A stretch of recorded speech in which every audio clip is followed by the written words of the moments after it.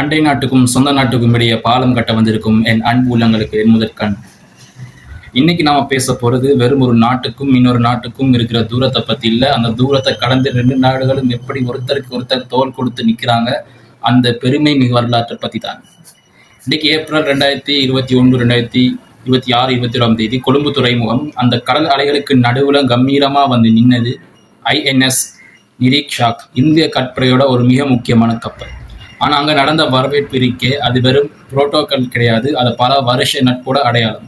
இன்னைக்கு நாம இந்த நிமிஷத்துல கடலுக்கு அடியில நடக்கிற இந்த ஆச்சரியமான விஷயங்களையும் அதை தாண்டி இருக்கிற உலக அரசியலையும் அக்குவேராக ஆணிவேராக பார்க்க போறோம். வாங்க பார்ப்போம்.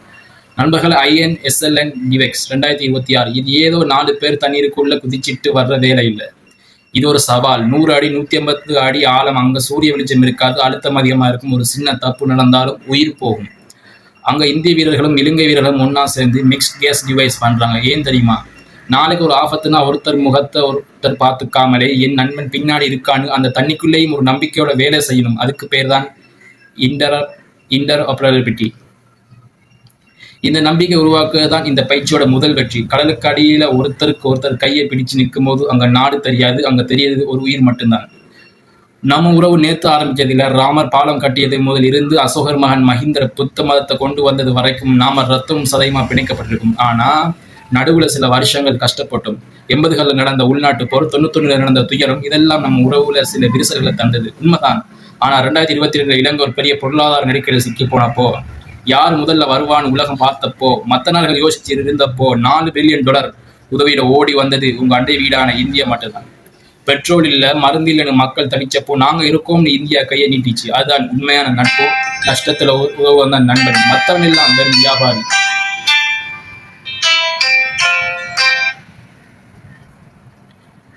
இப்போ கொஞ்சம் உலக அரசியலை கவனிப்போம். இந்திய பெருங்கடல் தான் இப்போ உலகத்திலேயே ஹாட் ஸ்பாட்.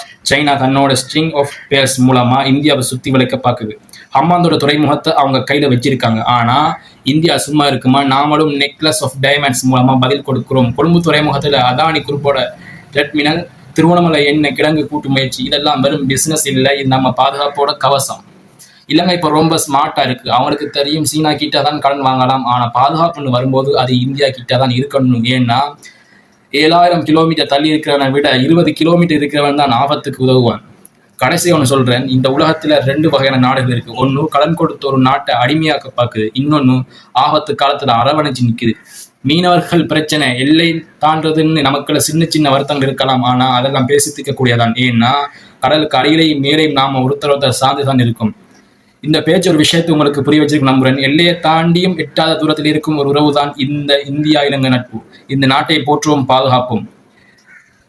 இது போன்ற இன்னும் பல தகவலுக்கு தொடர்ந்து இணைந்துங்கள். நன்றி. ஜெய்ஹிந்த். ஆய்போவன்.